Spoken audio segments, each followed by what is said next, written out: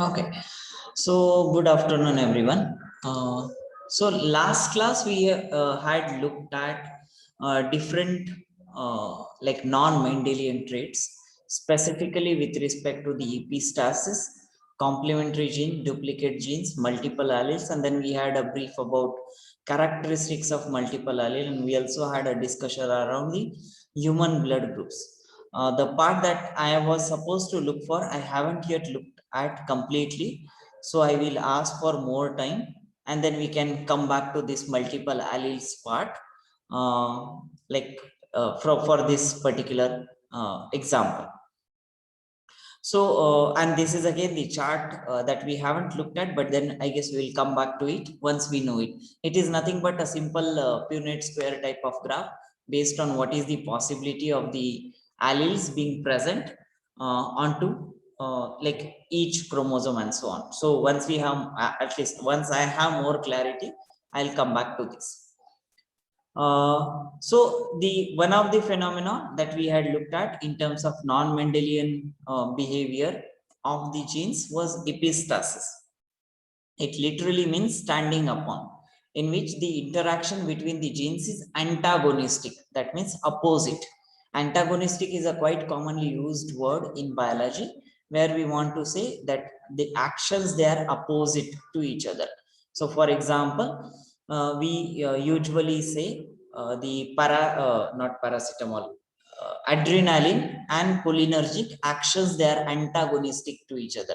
So that means whatever adrenaline does and whatever acetylcholine does in terms of neurotransmitter activities, they are opposite to each other. So that way, the interaction between genes here is antagonistic and such that one gene will mask or interfere with the expression of the another.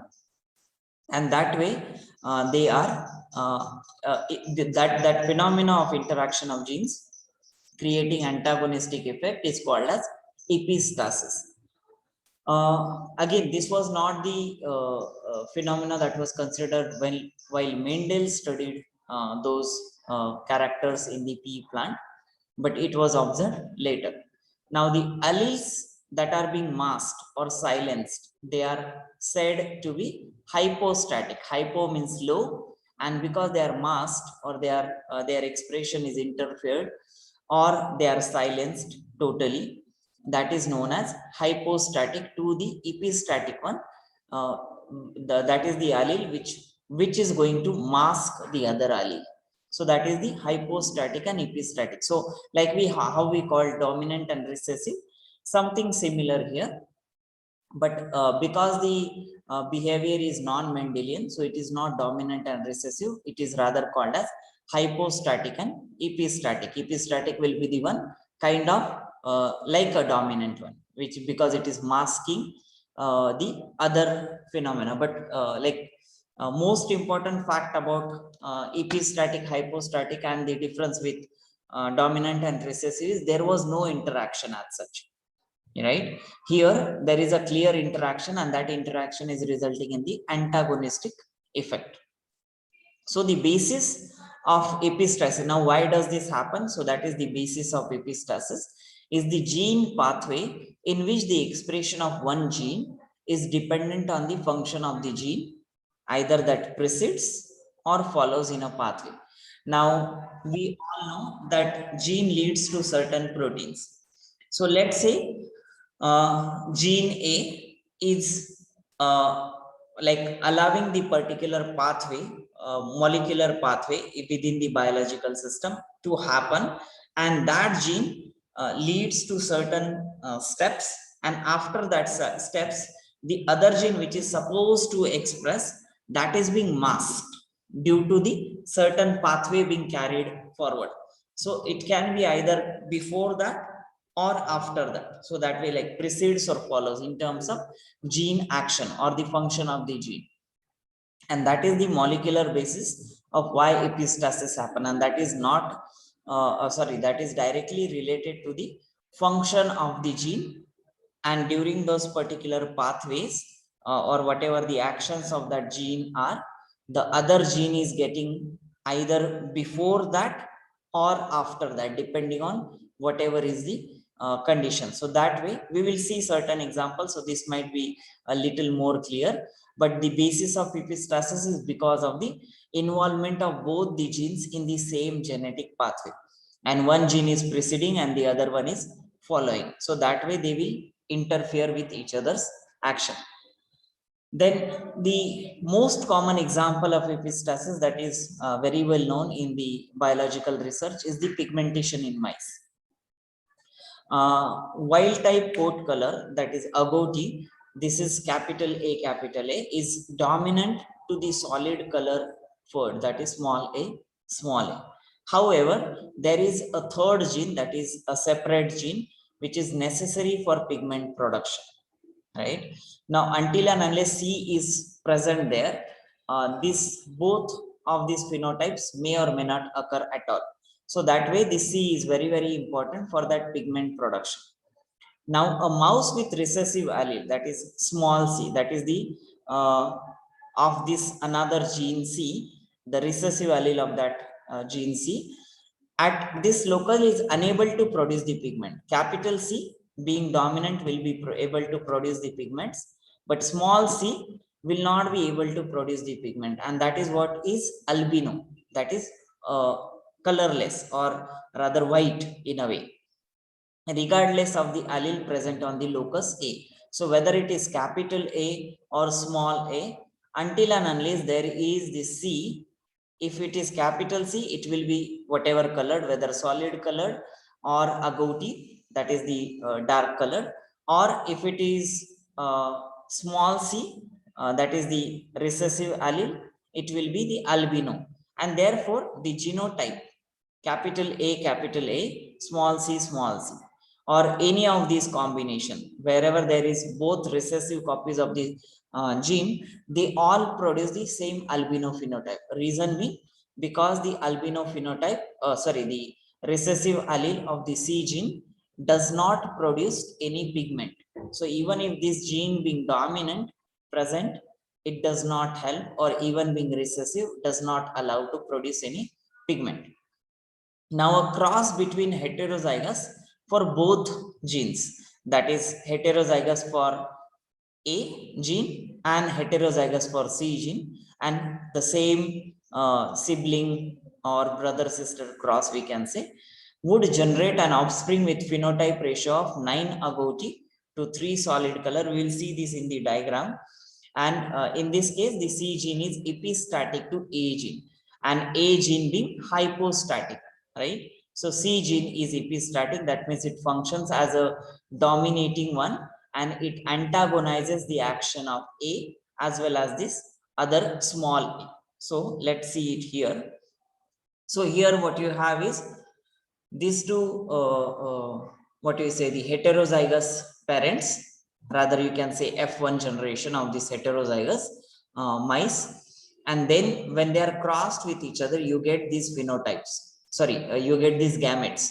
That is capital A, capital C, small a, capital C. It's same like dihybrid cross, nothing different here. But the phenotype that you get here, we have to be very careful. Like here, ideally, we would have been saying, okay, A has a different phenotype and C has different phenotype, like how we had seen in case of the seed color and seed shape, yellow and round or yellow and wrinkled and so on. So that way, that doesn't happen here. It is distinctly showing only 3 phenotype. That is agouti, that is like kind of brown color, black, that is the recessive phenotype of the A gene, and the albino, that is the recessive phenotype of the C gene. So that way, if you observe, there are 9 agouti color, which is again dominant phenotype, like how it is shown in the dihybrid cross.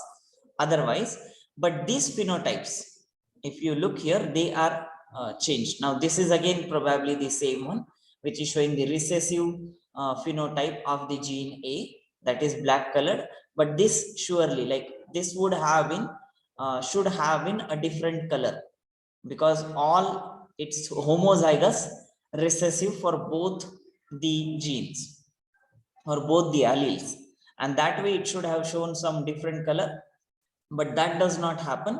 Rather, it also shows what we say albino phenotype. The reason being the C, both the alleles for the C gene, they are recessive, which does not allow the pigment to be produced at all, whether it's a brown pigment or black pigment, it does not allow, and that is why they all show the albino phenotype. So that is the mechanism of epistasis. And here, like we said, the C gene, that is capital C gene, is being epistatic to gene A, that is the hypostatic one. Okay, any question here? I hope you have understood this example with respect to epistasis. But are there any questions? We can discuss it more.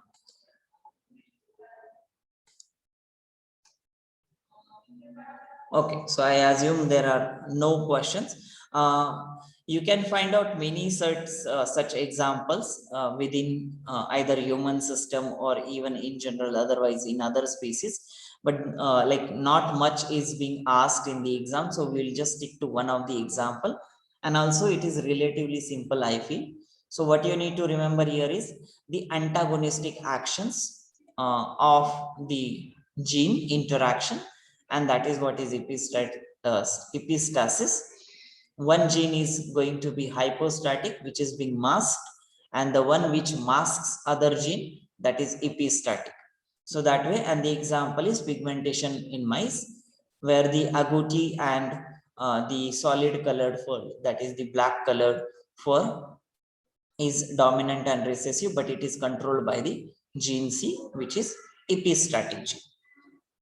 So that is epistasis. Now complementary genes interaction. So that was the second interaction of the multiple alleles. Now in complementary gene interaction, this is specifically non-allelic gene interaction. Now what do you mean by non-allelic? Can someone say it? What is non-allelic? Allelic we know. What is non-allelic?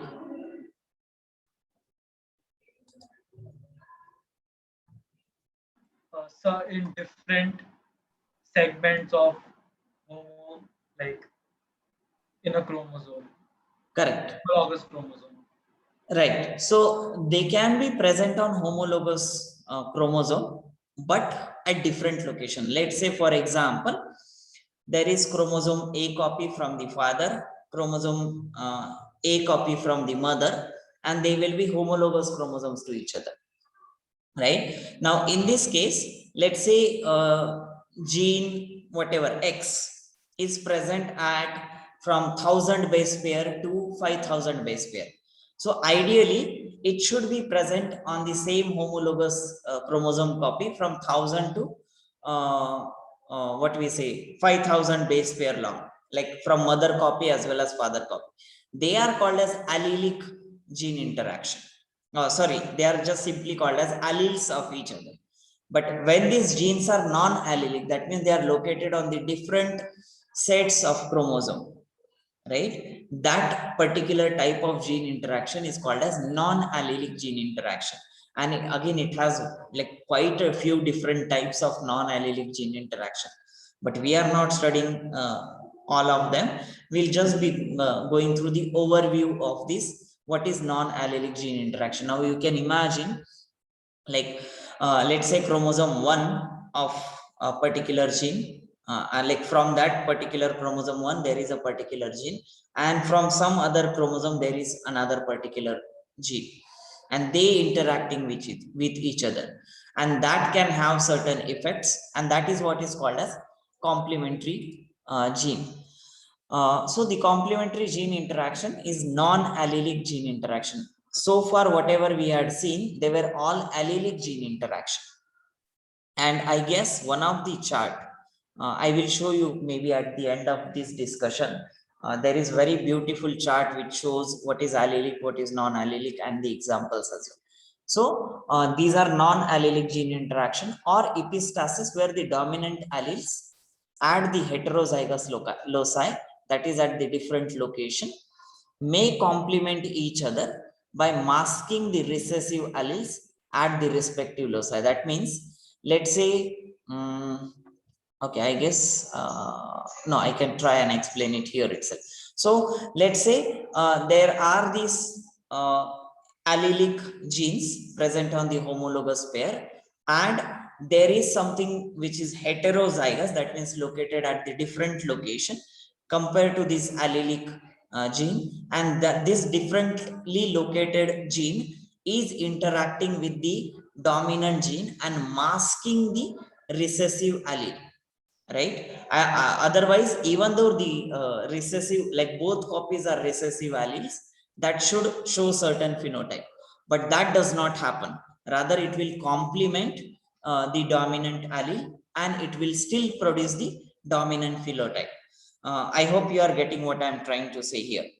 I guess, yeah, I have an example any which ways to describe this particular fact. So this might get clarity in the example. So in brief, if I have to explain what complementary genes does, is even though there are both copies of the recessive alleles being present in the particular individual, it will not show the recessive phenotype, but it will show something else. And that is what is complementary gene interaction.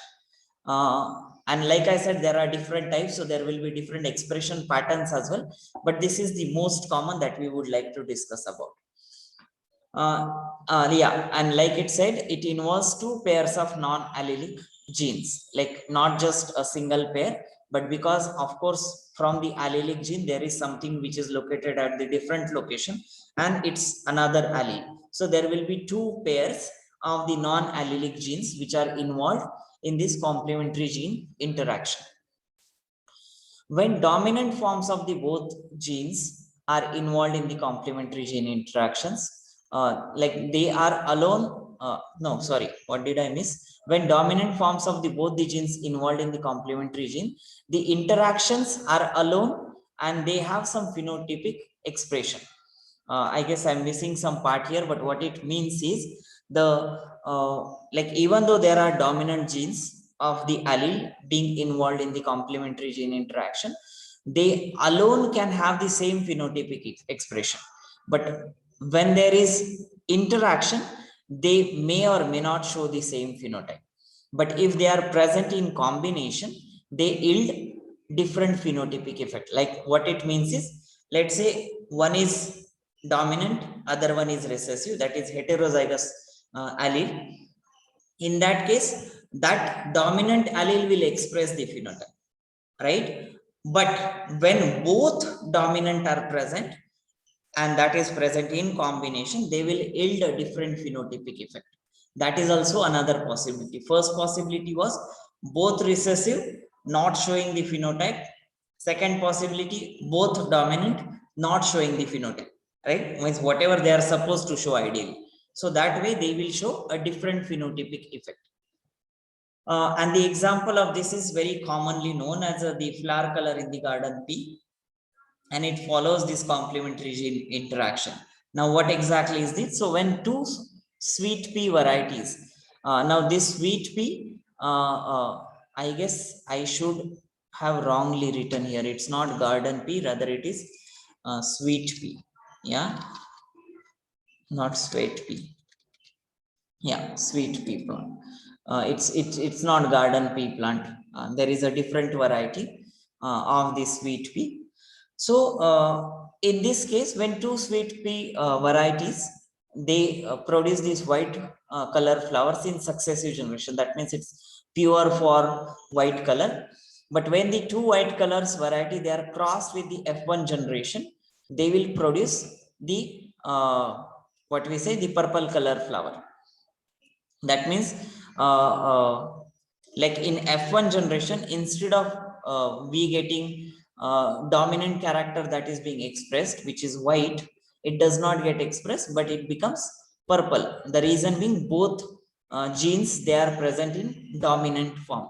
If it is heterozygous for white color, it will be white. If it is homozygous dominant for white color, it will ideally produce the purple color. So, and however, in F2 generation, it produces both purple as well as white color in the phenotypic ratio of 9:7. The total offsprings will remain 16, but that 3, 3, 1 combines together, they will produce white, and the 9 which is dominant, which will still remain like purple here. And the purple color develops by the combination of the two genes which are dominant state. So for example, the same example is expressed here. Let's say the white variety is capital C, and because of the presence of this non-allelic interaction with P, it will still produce the white flower, and the recessive allele for C and the dominant allele of P, because of their interaction, it will still produce the white flower. Ideally, this should have been white and they should have been purple or some other color, but that is not the case. And when it becomes in combination, that is one heterozygous for both the allele, that is one dominant and one recessive, it produces purple color. Now when the F1 offsprings, they are self-fertilized, that is self-pollinate. Yes. So like the second flower in the parents, why will it be white? Because there is this allelic, non-allelic interaction. So like the capital C is for white, so the small c has to be for something else. Correct. So it should be another color. No, not that is what is saying. Big said this allelic interaction, the different version will turn out to be then epistatic kind of interaction. So you're saying that the capital P makes it white. Yeah, that is what is allelic, non-allelic interaction. So, but then in the F1 generation also it should have been white. No, but then there is heterozygous, no? So that is what we said. When both forms are dominant involved in this interaction, they will produce the same phenotype, right? But if it is not what I said, when both dominant, ideally they should show the same phenotype, or when both recessive, they will show certain phenotype. But when the other non-allelic gene comes into picture, they may not show the same genetic phenotype, phenotype, not genetic phenotype. They may not show the same phenotype when the non-allelic gene interacts with it. So ideally, what it should have been capital C. Now forget the P, whether it's dominant or recessive, whatever form. Capital C is white. Small c should have been purple or some other color, for example. Right now, the moment there is recessive allele of this, so it will still express the white color of the flower, because this P is not ideally taking part in this interaction. So the expressed character will be white for this. Here, even though this is recessive allele, but because the interaction of the gene is happening, because both of these are dominant, so they will mask the recessive phenotype and they will still produce the dominant phenotype. Did you get this? This is what we had explained in the first part, where the dominant alleles at the heterozygous loci may complement each other by masking the recessive allele. So ideally, this will not allow this PP gene, capital P, it will not allow the recessive allele to express the phenotype. It will get masked and it will behave like a dominant one, and that phenotype will be expressed in this variety. So, but if it got masked, it could have behaved like anything, right? By only white. But that is the pigment formation process, no, Pratham? Now, what we are assuming is again just the single gene interaction, but it is not just single gene interaction. These are protein interaction and the molecular pathways that they follow to produce a certain pigment. So that means this capital P gene is not allowing whatever pigment this was supposed to form. Rather, it is favoring the process of white pigment formation. Did you get this? Yeah, but if P is favoring white, then in the F1 generation also it should have been white, right? That is what I said. Both of these P has to be dominant to show this phenotype. And that is why it is only observed here. If you look at here, one is capital P, one is small p. And that is why the heterozygous phenomena is observed here. Sir, but you said that the small p won't even take part, right? Like in the first case, you said that the small p doesn't make a difference. Correct. So here also small p is not taking part, rather the p is not taking part at all. So the capital P takes part, right? Then Capital P is no, taking part, right? no, here there is no interaction as such. So, but So the complementary gene interaction is happening only here. So wherever there is capital P, now let's say for example here, right? But because there is a presence of what we say both dominant, that will not be masked. It only masks the phenotype of the recessive allele. So that is, for example, here it's the same like this. Or in the last case, if P marks like it inhibits the recessive allele, then it should then again it should have been white, right? Because then the small like anyways the small c won't it's since it's recessive, but P is again masking it. so let me go through, because I realize where the confusion is probably. Let's say for example this one. Yeah, ideally, like whenever there is a dominant copy of the C, it may not show the phenotype, right? I mean the white phenotype. Let's say when there are both recessive, there is one of the copy of this dominant P being still present, and that will mask the recessive phenotype. Ideally, this should have been purple, right? Or something else, whatever that could be. Yeah, but this phenotype is being masked, recessive phenotype is being masked, and it is producing this white variety here. Are you getting what I said now? But whenever there is a dominant copy of the C, so if you look at here, all these are recessive ones,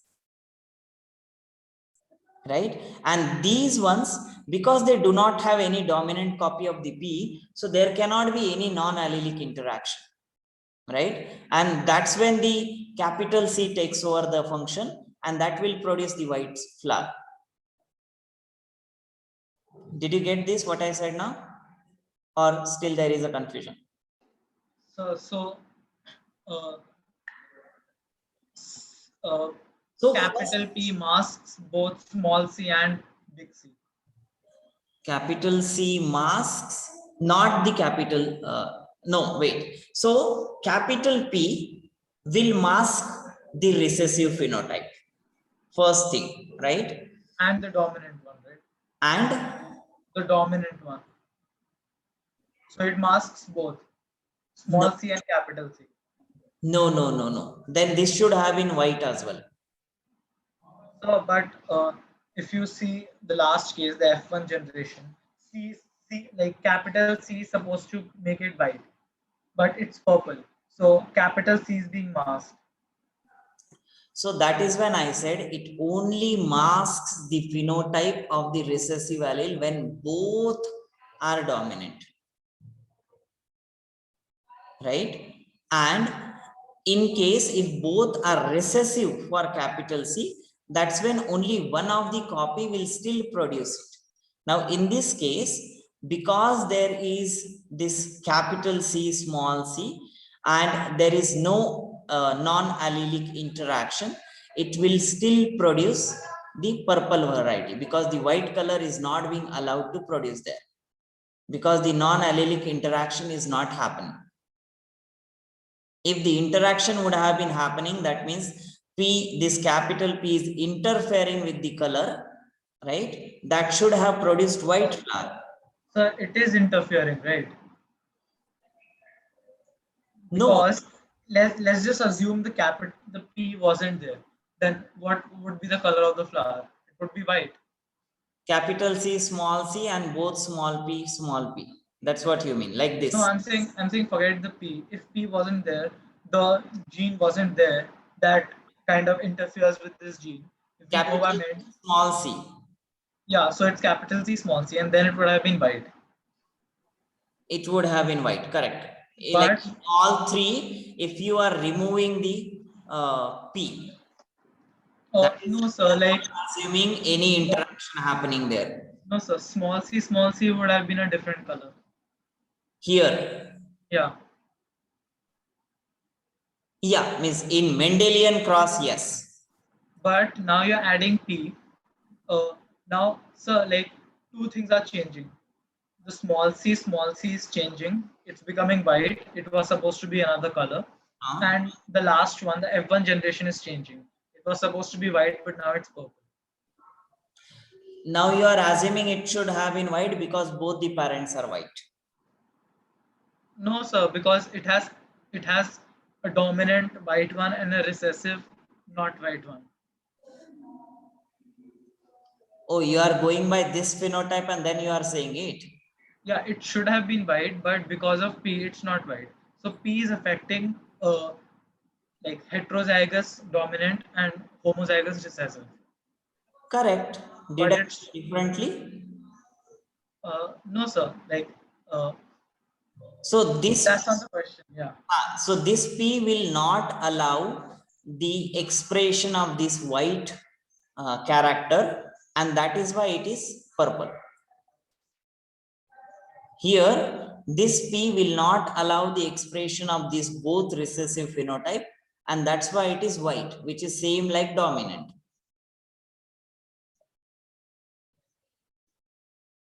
Is that clear now? So capital P inhibits both small c and capital C. Capital P. So it kind of it inverts it. So if it was supposed to be white, now it's purple. If it was supposed to be purple, then it's white. In a way, yes, but I'm not really sure if that is the case here also. Yeah, I guess. But then you see, no, yeah, that is the case, correct. But in next generation, in F3 generation, you may not really have like this. No, but effect of genotype and phenotype should remain same. Then you are right. So, but like in the F1 generation, that's understandable. So, since capital C is the dominant one and P is inhibiting capital C, then it would be small c, which is purple. But in this case, in the case of like the second part of the parents, like the right hand side one, it's inhibiting small c because that's what's expressing, but there is no capital C for white. So in these ones. no, sir, in the diagram, the top right hand side. This one. So in the F1 generation, like we can forget the small p because that doesn't matter. Only the capital P works, right? So the capital P inhibits the gene that's expressing, that's capital C. It's not inhibiting, Pratham. Like it's very difficult to explain this complementary as such without saying. So it's not inhibition as such. It's just what we can say. I don't know how exactly the molecular mechanism works of this. So, but like in the definition of complementary genes, we wrote that it's epistasis in non-allelic genes. It's And only when that recessive alleles at the respective loci and both the dominant alleles.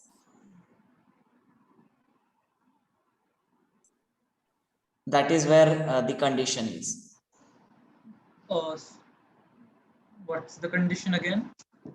So, where the dominant alleles at heterozygous loci, they complement each other. Yeah. So yeah, asking. So that means these alleles, they are complementing each other to mask the small c to produce dominant phenotype. Yeah. So it's basically epistasis, but in non-allelic genes, right? Correct. And like in epistasis, there is inhibition. That's exactly correct. So yeah, like coming back, so capital P would inhibit capital C, right, in the F1 generation, because that was supposed to express. Correct. But in the other case, like on the parent, like right hand side, capital P would inhibit small c. So it surely wouldn't be purple. But why would it be white? Because there is no capital C to express, right? What you are assuming is if it is not capital C, it has to be some other color. No, that is the metabolic pathway. It is something similar to how can I explain you this? It's not always the case that if it is not white, it has to be something else. Yeah, usually these are just simpler proteins or simpler molecules, which when they are chopped off or when some small segment is added onto it, they change their phenotypic expression. So this is something like this. So because of the presence of, let's say, capital P, the recessive allele, which is not drastically different from dominant allele, will add that particular portion or remove that particular portion, which ideally would have been present in dominant allele. So that is what is the function of capital P. It need not always mean that it has to have a drastically contrasting phenotype. Again, that is a non-Mendelian behavior. Means we So like the, what you are thinking, probably you are thinking in the Mendelian behavior and applying it in the non-Mendelian traits. so you're saying that when small c is masked, it chemically transforms into capital C. uh, Chemically transforms in a way, yes, but that is a like molecular pathway that they follow. So, but how is that possible? How is that possible? As in, I mean, it's a gene, right? So, like in the genes, you like kind of transcript the exact same thing, right? You so can't when we make changes depending on the situation. correct. So when we say of a gene, that means it's not literally physical interaction between the genes. It is the interaction with which what is the gene doing later on. So genes will encode for certain proteins. Those proteins, they are involved in certain molecular pathways. They interact and they show phenotype. So that is the long process. It's not directly gene expressing and showing a phenotype always. And that is when we say all these interactions of multiple alleles, it's not the effect of direct gene expression. It can also be effect of after gene expression, whatever proteins are being produced, they are either antagonizing or complementing or changing something within the course of molecular pathway that is leading to the effect as a phenotype. So, like, is it possible that since small c is purple and the purple color is masked, so there is actually no color in this, and that's why, No, like small c is not purple. That is where like we are wrong. so why is small c not purple then? Like capital C is white and small c is purple. That's why the F1 generation is purple, right? Because the allele that's expressing itself is masked.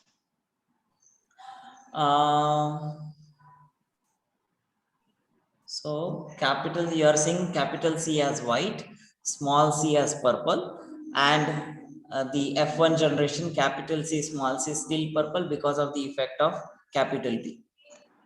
So, like, I mean, I have my own theory of this, but I don't know if it's right. It's so in capital, like when the P's are small, it doesn't matter. It's white. So it's the color white. So the pigment, if like the pigment produces white. On the other hand, like the other parent, the small c, the purple is masked. So it's actually no color. And because it's no color, it's white. Like albino thing.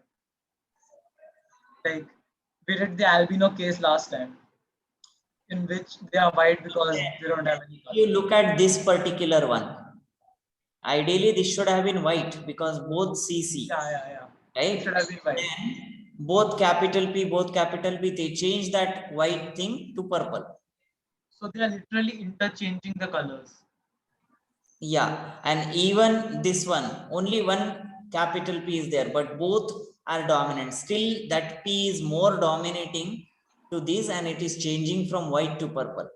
So yeah, but that's where the problem comes.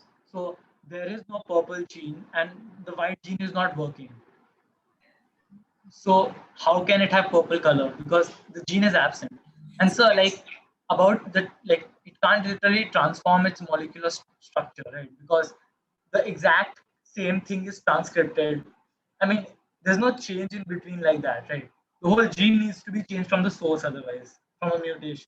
No, again, oh, see, that is when I said what you are assuming is first thing is that we are assuming that when it is not white, it has to be purple, and that is when it should lead to the purple phenotype in the F1 generation. That is not the case. If you have Yeah, sir. That's what I'm saying. So when it's not white, how can it be purple? That's what I'm asking. Because there is no gene that kind of transcripts for purple. like that is what is the interaction, no? Then Pratham, this interaction is leading to the purple color. So like in the first case, C cap double like CC and PP all capital. Like the first box inside the grid, that's purple. Correct. So why is it purple? That's arbitrary. Because there is a dominant copy of the allele. So this dominant expression of this capital C is different from the expression of small c. And then both of them having effect of capital P will be different, of course, because this capital C is producing something else as a protein. This small c is producing something else as a protein. And still the effect of this capital P is being produced to either produce a white color here or to produce purple color here. So caps like the capital C is masked, so there's no white color. No, it's not that way. You are thinking if it is there, then it has to be like this. That is not the interaction is not always black and white there. Uh, So what I mean by that is like whenever you assume that capital P is present and the interaction is happening, then it always has to lead to only white or only purple. That is what probably you are assuming as well. no, sir. I'm saying yeah, that's kind of like the opposite. So like it's capital C and capital C and capital P and capital P. Capital C codes for white, so it surely can't be white because capital P is inhibiting capital C. But it can be any other color, right? Instead of like except white, it can be any other color or it can be no color. But it's But purple. why that assumption? That's because there is no gene that codes for purple because small c is absent. No, but why Right? are you assuming there is no gene which codes for purple? Maybe the interaction of gene is leading to the purple color. That is what I'm trying to say. It's not the gene per se that will lead to the expression always. It's either the gene or the interaction of that proteins with other proteins. That can lead to the purple color. Okay, so it's like a coincidence. Okay, Not that the interaction of capital P and capital C leads to purple, and the interaction of small c and capital P leads to white, and it's being interchanged. So a case could have been that the interaction of capital P and capital C would lead to yellow, because that depends on the molecular interaction, and that could have been different with different structures. in a way, yes. Okay, so this is for like the interchanging is for only this example. No, it will be true with other cases as well. So, But but they will surely that have a different phenotype in the F1 generation than the parent generation. yes, but like you like this, since this is a coincidence because uh, it's the interaction between capital P and capital C is kind of it's building up for like bite, where like, and that's for this particular species, right? Because different molecules, the interactions would have been different for another species. It could have led to yellow.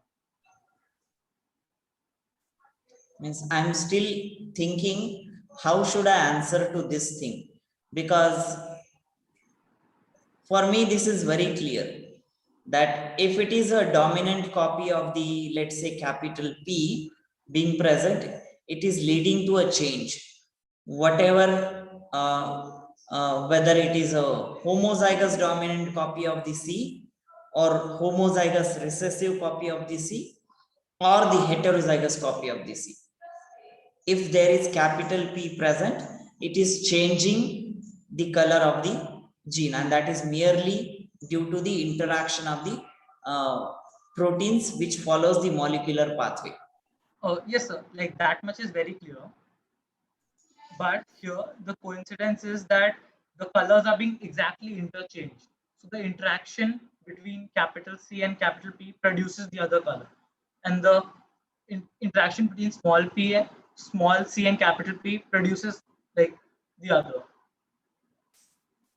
So this is only for this case, right? Or is it like a universal thing?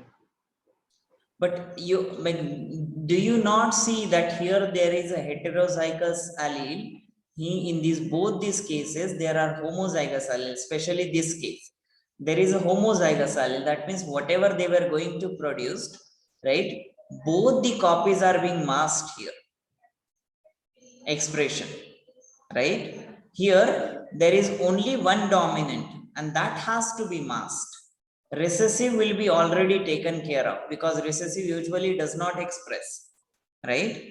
In this case, the only dominant has to be masked, and that is being masked, which is white, which is showing purple color here.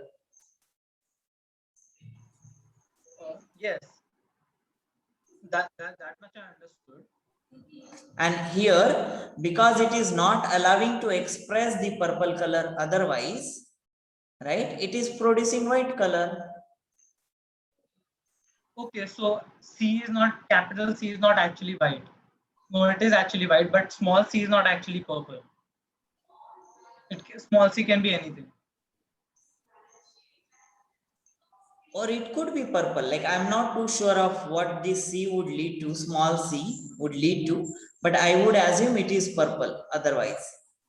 So, but like, it can be anything, right? Then, but why only purple? The reason why I'm not assuming it is purple is this case. If you look here both P are small. So that means they should not have any effect.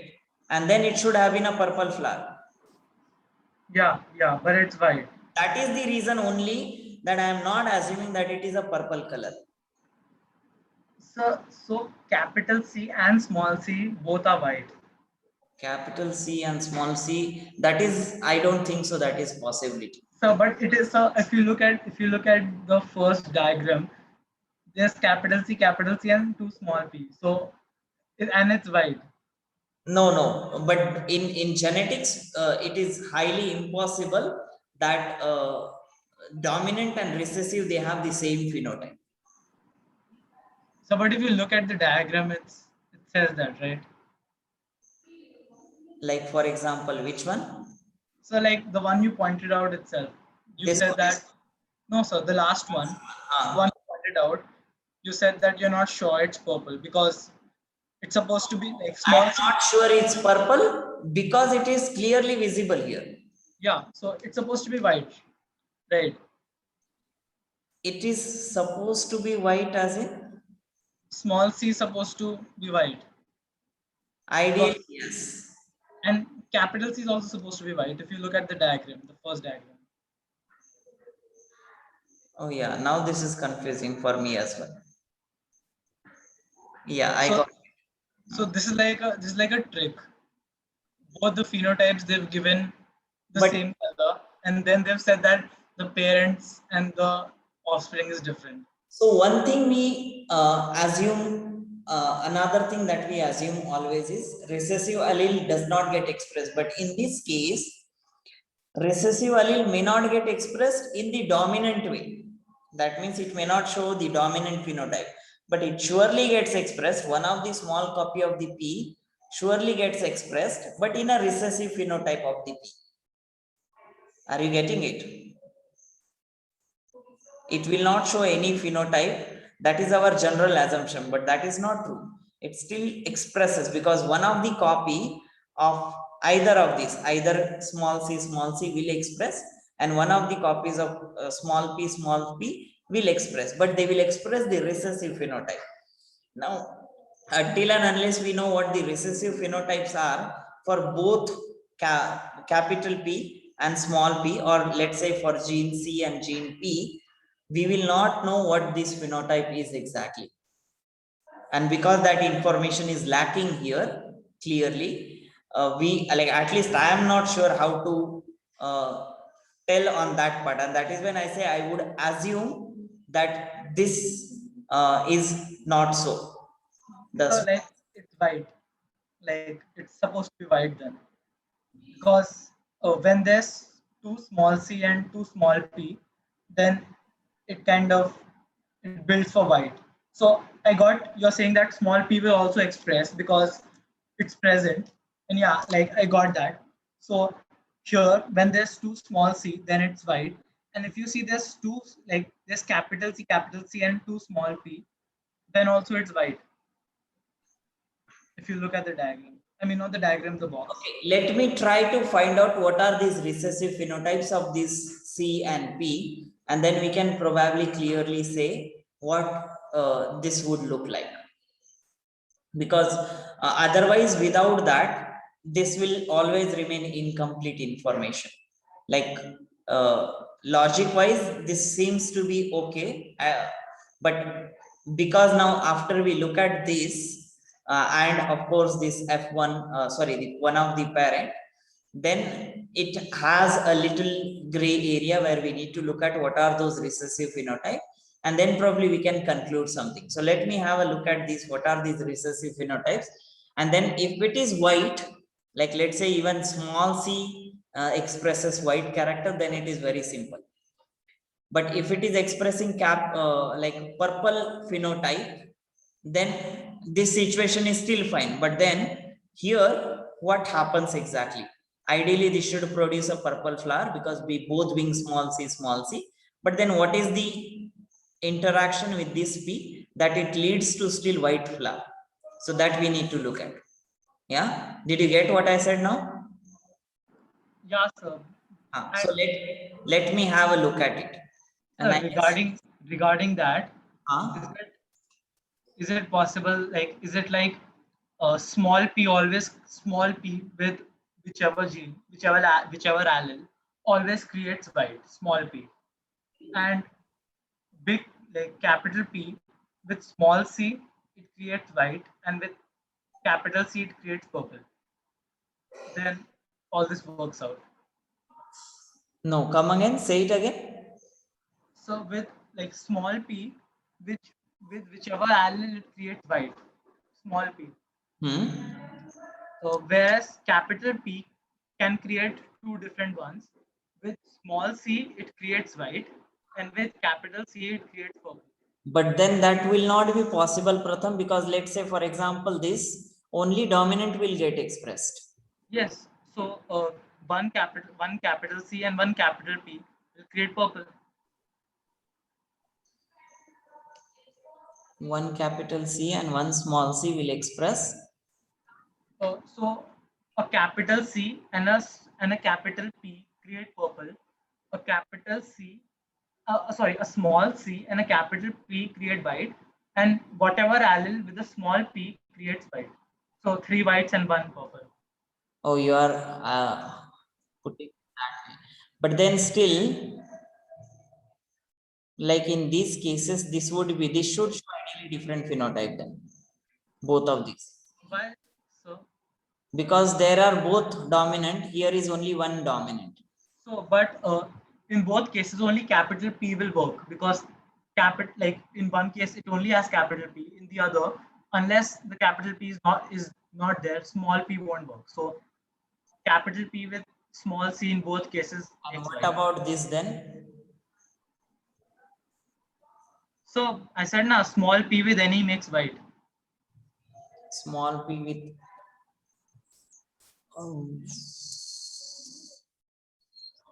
but then still that does not justify the gene interaction part, as it might 1 minute. It might express like we can say it that way, but until and unless we know what are the genotypes of the small c and small p, it will be very difficult to conclude it that way. We can say it just by looking at it, but then it has to justify all these parent as well as F1 generations as well. Yeah. Yeah, I mean this is random. This is like for only this is like this is like an example for only one case. Right. Okay, so I guess we are already on the 2 minutes extra. So let me stop here. We will start next class with the same discussion where I will look for the complementary gene interactions and I will look for those recessive alleles. So then we will have more clarity on it's not only the dominant one which expresses, but the recessive will also show certain interaction, and that way the phenotype might change. So let me have a look at that. Oh, these people are already here. So thank you very much, 4 of you, and I'll see you in the next class. Have a nice day. Class 10, I'm ending this meeting and I will restart this again in 1 minute. Yeah, bye. Bye, sir. Bye, sir. Thank you.